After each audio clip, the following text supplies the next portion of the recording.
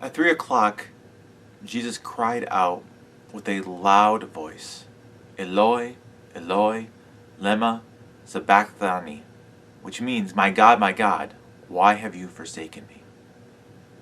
Jesus called out with a loud voice, Father, into your hands I commit my spirit. Jesus said, it is finished. Then Jesus cried again, and with a loud voice he breathed his last. And with that he bowed his head and gave up his spirit. At that moment, the curtain of the temple was torn in two from top to bottom. The earth shook, and the rocks split. The tombs broke open, and the bodies of many holy people who had died were raised to life.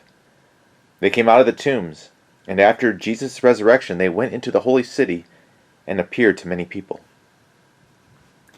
When the centurion and those with him who were guarding Jesus saw the earthquake and all that had happened, they were terrified and exclaimed, Surely he was the Son of God.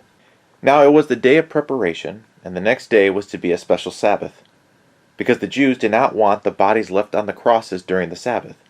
They asked Pilate to have the legs broken and the bodies taken down. The soldiers therefore came and broke the legs of the first man who had been crucified with Jesus, and then those of the other. But when they came to Jesus and found that he was already dead, they did not break his legs. Instead, one of the soldiers pierced Jesus' side with a spear, bringing a sudden flow of blood and water. The man who saw it has given testimony, and his testimony is true. He knows that he tells the truth, and he testifies so that you also may believe. These things happened so that the scripture would be fulfilled. Not one of his bones will be broken. And as another scripture says, they will look on the one they have pierced. The religious court had produced false witnesses.